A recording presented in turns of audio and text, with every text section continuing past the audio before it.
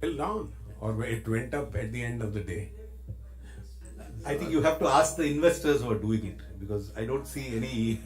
I don't think we can answer for them as to why they think the digital currencies are not good for banks. Is a matter of speculation. What is the question on? It went up. Okay. So I think we should have taxed it even more. It would have gone up even more. Number 5. Good evening, ma'am. This is Chetan from Business Today TV, India Today Group. Ma'am, fiscal deficit is pegged at 6.40%. Ma'am, what are the calculations and assumptions based for that number, considering the fact that the geopolitical tensions are rapidly changing and the global macros are also changing rapidly, especially for the crude and other related commodities. So, what is the bet on that number? I'll ask Somnath to give you details. But what do you think it should have been if it's not 6.4? Because you sounded very sure it's 6.4, but it's a question, ma'am. Do you think what are the calculations behind and the assumptions behind that number, ma'am? all right. First of all, the assumption.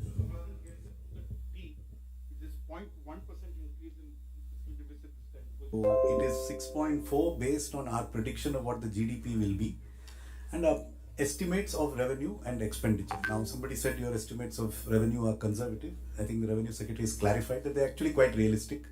We think they're realistic, but when in doubt, we have chosen to do what we think is definitely likely to happen, rather than repeat the practice of having estimates which are not perhaps considered credible. So we've been trying to keep our estimates realistic, based on the factors that you mentioned, that yes, there could be an upside. I mean, maybe revenues can grow more than 14%, but there are all the headwinds that you refer to. There's a federal taper, there's a possible oil price risk, which could all affect the economy. So we think the numbers we have here are likely to be achieved. It's the best estimate of what could be achieved. So I would say there's a very realistic projection of 6.4 as the percentage, given what is likely to happen to GDP, what is likely to happen on the revenue side, and what we have provided on the expenditure side. So they are estimates that they are the best estimates we can produce with a high degree of credibility of being achieved. And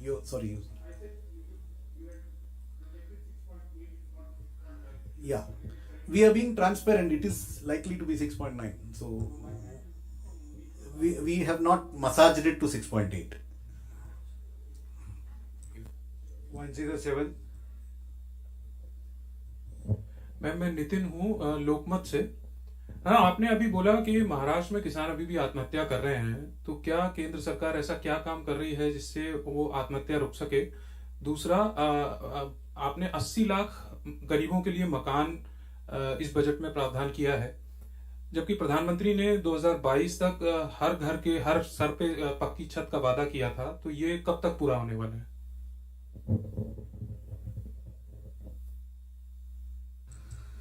So the targets for all of these programs have indeed been affected by the pandemic, like all targets in all countries. So barring the setback which occurred during the pandemic, the programs are on course. And if you exclude the delays and disruptions caused in the last 2 years by repeated waves of a pandemic which is not in government's control, broadly, they are on course to achieve the housing targets. किसानों के मामले में states का भी role है जी। जब मैं महाराष्ट्र की बात करती हूँ, महाराष्ट्र में सरकार जो कांग्रेस के विषय में बात हुआ, उस संदर्भ में मैं ये कही, agriculture is state also does its business. So वो मालूम है जी, वो मालूम है, मगर जब हमारे ऊपर ही निशाना साधा करते हैं, जब हम लिस्ट करती हूं कि किसान के लिए हमने क्या क्या क्या कदम उठाए, राज्य का रिस्पॉन्सिबिलिटी उस विषय में, उस संदर्भ में मैं पूछना चाहती थी।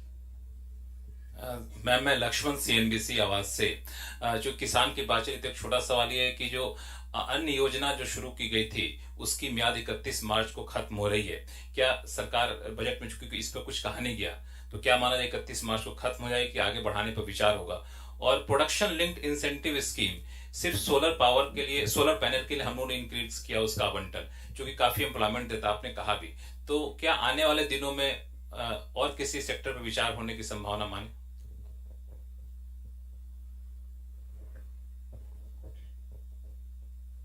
अभी ही शुरू हुआ है पीएलआई और अच्छा रिस्पांस मिल रही है उसका।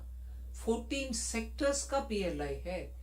अभी बढ़ाने के विषय में कुछ सोचना ही है, मगर जो अनाउंस हुआ है वो तो फुली इंप्लीमेंट हो, उसके ऊपर ध्यान हम देंगे।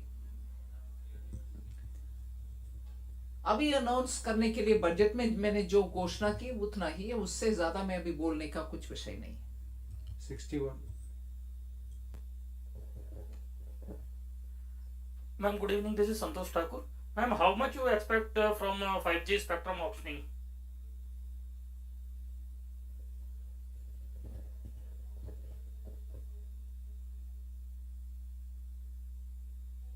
Even if I can speculate on it, this will be the day to do it. I won't be able to do it. Number 42.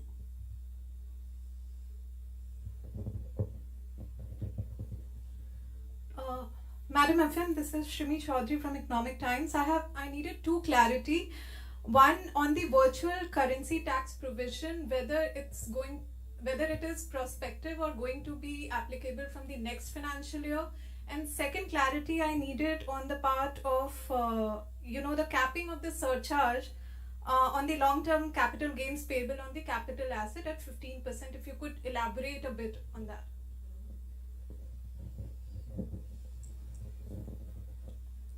The answer to your first question is 1st April. And the second part was, the surcharge, we have brought in two provisions. One, the surcharge on companies is today 15%. But in some cases, in some contracts, there is a need for more than one company to come together to bid for that particular project as a consortium. So when they form a consortium, it is called association of persons. So the surcharge on them, depending on their income, goes up to 37%. So now that will also be capped at 15% as much as a company surcharge maximum is there. The second part today, the second part of your the surcharge is that the surcharge on listed shares on which STT is paid is today limited to 15%. On other capital gains also, we are now bringing it at par with this 15%. So it will be 15% for them. So this will be a big relief for the startup community. 53. Yeah, good evening, ma'am. Siddharth from Bloomberg. Just wanted to ask you a steep hike in capital expenditure and borrowing of 15 lakh crores. So are we safely assuming that private investment will not happen in the next financial year also? Safely assuming? Will not happen. Private investment will not happen in the next Oh, financial year. no, Because I it is have the government mentioned- which is pushing the trigger. No, I've actually mentioned it in my speech that private investment will have to pick up and it will come. I used some words, I didn't use exactly what I'm saying now, but I did recognize that private investment, for them to come forward, it is very clear that the public investment will have to be increased, and we've increased with an expectation that they will also come forward. I'm being reminded by the CA that for private investment to be crowded in, Number 70. Ma'am, I'm Mukesh. I work for Newsrise. Just wanted to know about the size of the green bond, the currency it will be issued in, and who will be the users and how they'll use it.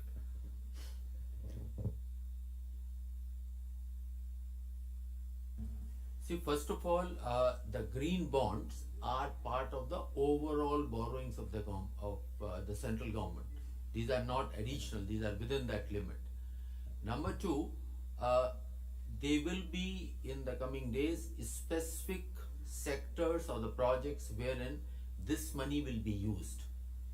Third, the expectation is that there are a set of investors who would like to put in money for projects which are green, which leads to less carbon consumption.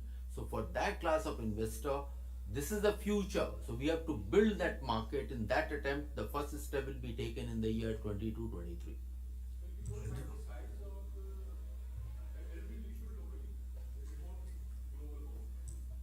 At this point of time, it is in the domestic market, and we are in a conversation with Reserve Bank of India and with the market participants, and the size, etc., will be determined in the coming weeks. I just wanted to add, because I was watching some commentary, I just wanted to make it very clear. There is no connection between the size of our capital expenditure and the issuance or non-issuance of any green bond. So whatever the size of the green bond issue may be, this is the budget and this is the total amount of borrowing. It is part of this borrowing that may come as a green bond. It is not that the green bond is a requirement or a conditionality for this budget to be executed and for the capital expenditure to happen. I just wanted to clarify that. Yes, but it will be part of the total market borrowings which have been projected in this budget of 11,58,700. So it is not over and above that. And this 1158 is not dependent on the issuance of a green. They are two separate transactions which will happen, but they are within this limit. And there is no conditionality about if this green bond doesn't get issued, then the capital expenditure may not happen. No, there is no such linkage. Just 1 minute, madam. On the Shimi's question on the taxation, I want to clarify, it is still taxable as of today. It is not that it will become taxable from 1st of April. So I just wanted to clarify that the message should not go that it is not taxable today and becomes taxable from 1st of April. It is taxable today, but a specific regime has been brought in by the FM, which will be applicable from 1st of April.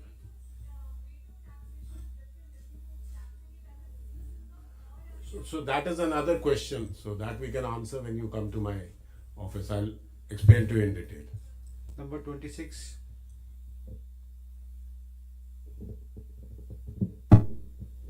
Just one clarification. There is a mention of effective capital expenditure of 10.68 lakh crore, and what I found out that it includes the expenditure, some of the expenditure towards NREGA also. So just want to understand the reason, and does that include the long-term loan given to states like 1 lakh crore? Yes, it includes the 1 lakh capital expenditure loan given to states, because that is for that is exclusively for capital expenditure. The assistance given to states is for capital expenditure alone in the form of a 50-year interest-free loan.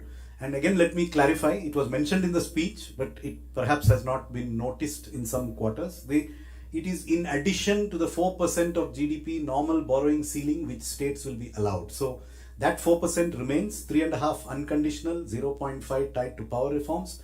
This 1 lakh crore is over and above that 4%. So it is additional capital expenditure money to the states. It is part of the 7.5 lakh crore which has been provided for capital expenditure. You had another point, I'm sorry. NREGA. So NREGA is classified in the government accounting system as grant in aid for capital expenditure, because it is expected that some assets are created, but it is because you seem to have some discomfort with that, and that is why we have footnoted it very transparently as to what amount of it is NREGA. So if you feel that NREGA is not a very productive expenditure, if that is your opinion, then we have allowed you to make your own calculations by giving those figures separately. So we have said provisions for also includes allocations under demand related scheme MR, which would vary based on demand. So that has been indicated transparently. It is for you to draw your own conclusions. 110.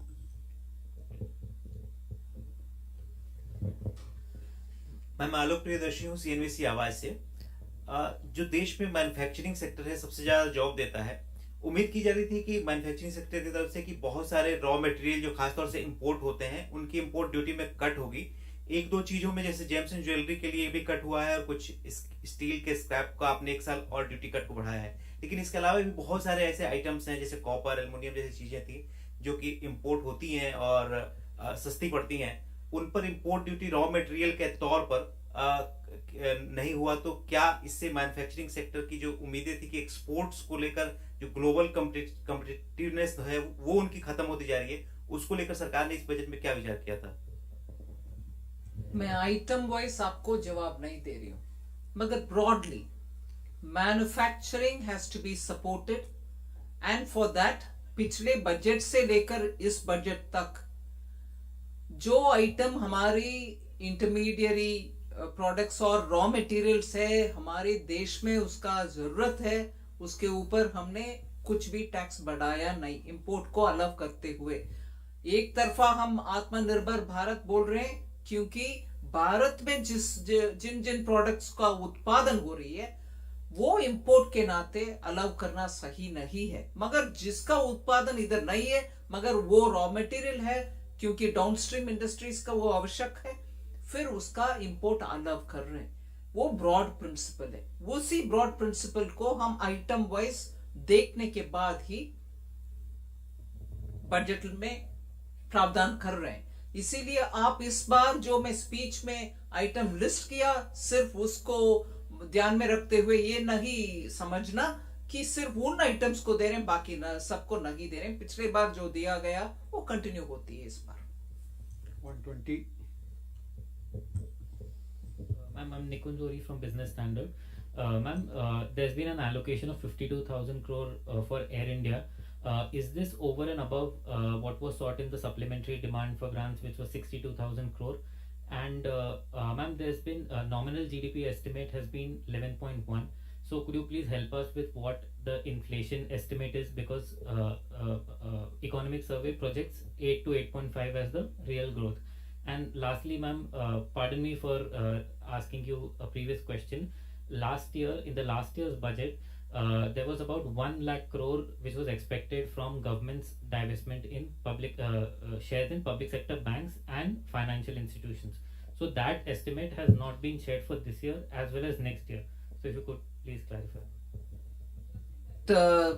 We just had the discussion before coming here. Somnathan, on the 11 nominal GDP and other things. I'll come back to this.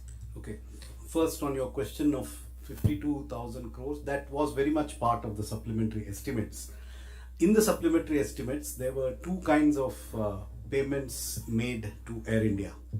One kind related to the takeover of certain residual actual assets of Air India which have not been transferred.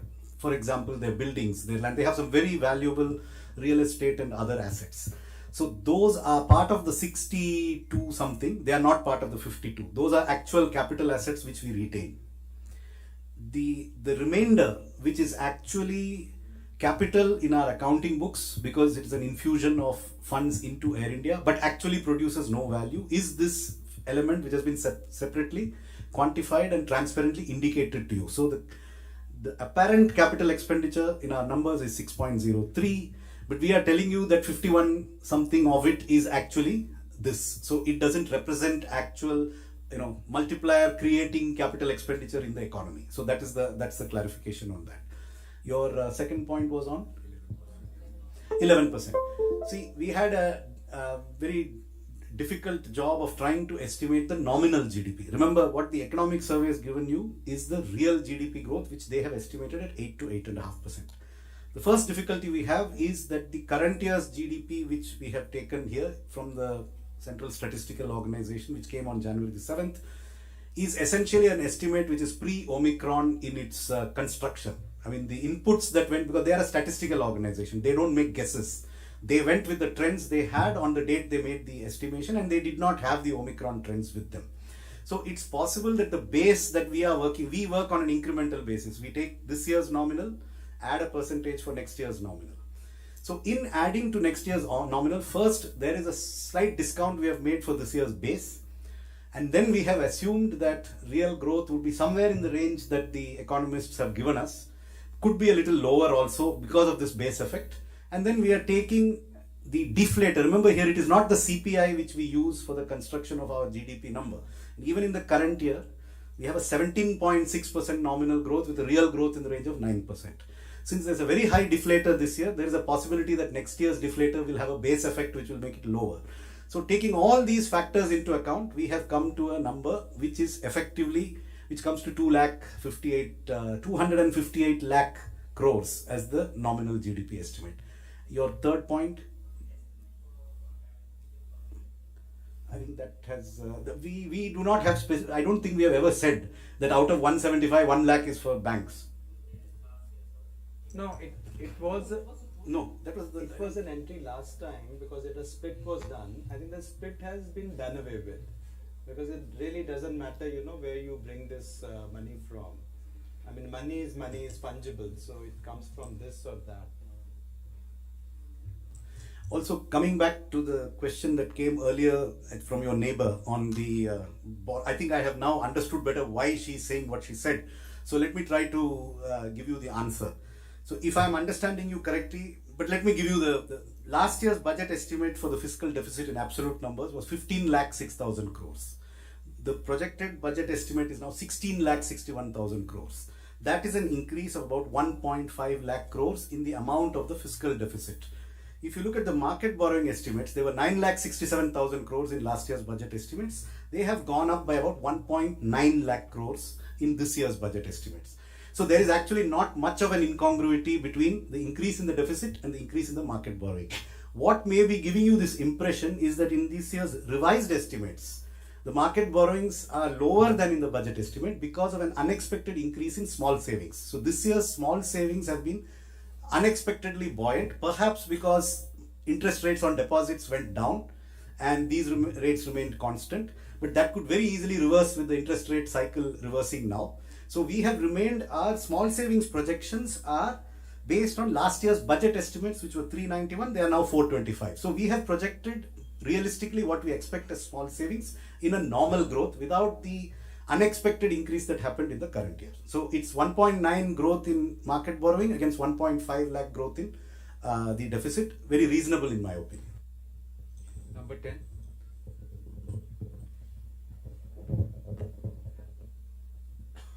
Good evening, ma'am. Ma'am, Janani from Bloomberg Quint here. Ma'am, you had mentioned in the budget speech that the Special Economic Zone Act would be replaced by a new legislation. If I could ask, what would be the difference from the current SEZ Act and what is the intention behind the same, ma'am? What is the replacement for the SEZ Act, the legislation that will replace the SEZ Act was mentioned in the budget speech today. That's right. If I could ask, ma'am, what would be different from the SEZ Act that is, and what is the intention behind the same? Well, you will have to wait for the department to work out on the SEZ acts, and I've already mentioned broadly that it will help also for the states to be able to participate better in the SEZs. One of the broad objectives, but then the department is working on it and it will come through sooner. With your permission, ma'am, can we close now because you have to go for another appointment? Thank you very much, friends. Thank you very much, ma'am.